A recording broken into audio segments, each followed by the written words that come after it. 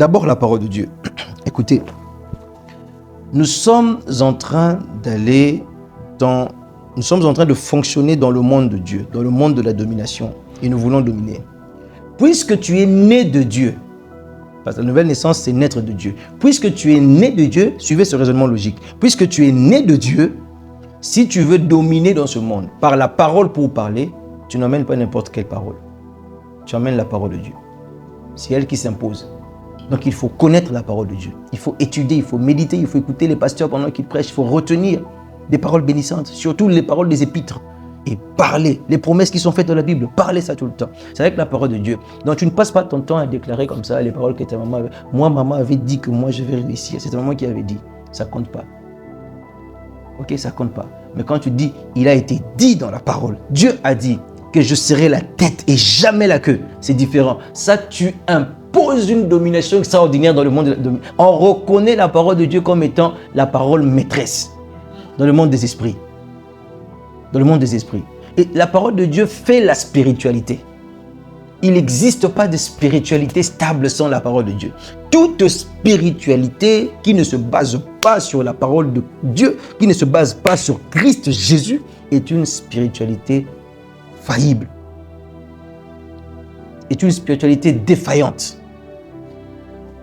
La pure et propre, la plus solide spiritualité est celle qui est basée sur Christ, la parole de Dieu.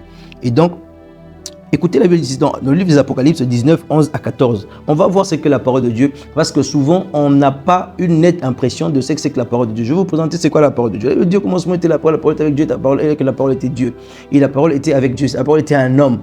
La Bible dit ceci dans Apocalypse 19, 11 à 14. Puis je vis le ciel ouvert, et voici parut un cheval blanc. Celui qui le montait s'appelle fidèle et véritable, et il juge et combat avec justice. 12. Ses yeux étaient comme une flamme de feu. On commence à décrire celui qui était sur le cheval. Ses yeux étaient comme une flamme de feu. Sur sa tête étaient plusieurs diadèmes. Il avait un nom écrit que personne ne connaît, si ce n'est lui-même. 13.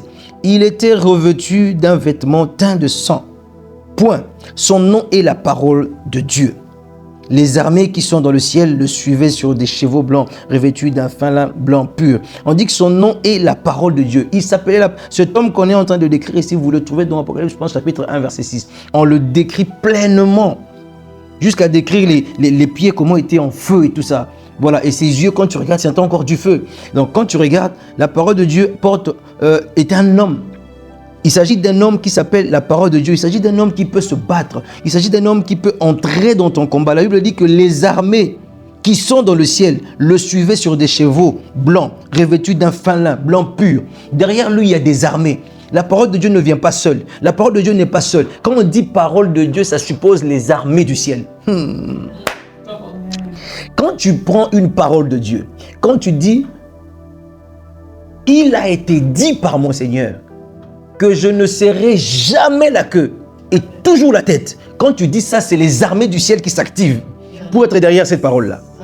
La Bible dit, il est derrière sa parole pour l'accomplir. Il est là comment? Il envoie des armées qui se battent, qui font à ce que la parole-là fasse ce qu'elle avait dit exactement.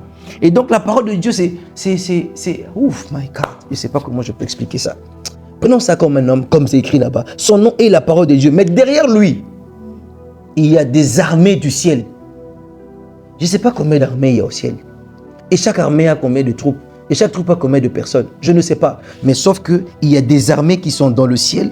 Et ça suit ce gars-là, derrière. Le gars-là que toi, je te parle de lui, la parole de Dieu, là, je te parle de lui, la parole.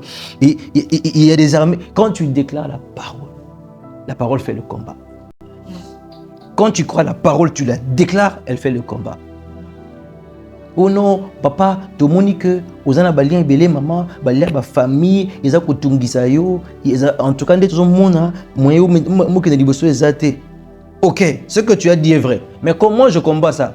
Il a été dit dans la parole qu'il a fait de moi une nouvelle créature et que toutes les choses anciennes sont passées, tout est devenu nouvelle. Au nom de Jésus, je suis une nouvelle création. point barre. Quand tu dis cette parole, les armées du ciel commencent à bouger pour démontrer et aux liens et à la famille et aux gens qui ont dit ces choses que toi, tu n'es pas ce qu'ils ont dit et que toi, tu es une nouvelle création qui doit vivre dans la divinité, dans l'amour, dans la gloire, dans la prospérité, dans les bénédictions spirituelles, dans le lieu céleste. Amen. Ah, alléluia.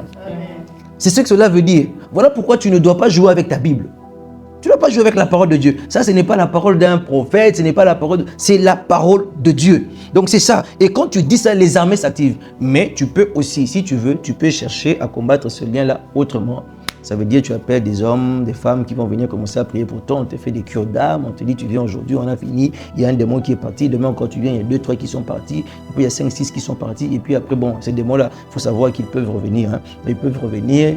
Encore, le lien, ça continue encore. Et tout ça. Mais avec la parole de Dieu, c'est différent. Non, non. Jésus ne peut pas chasser un démon et puis le démon revient. Non, non, non. Et Jésus est la parole de Dieu. Quand tu utilises la parole de Dieu et que la parole de Dieu s'établit et établit son autorité dans votre famille, et que ça domine le lien, c'est fini.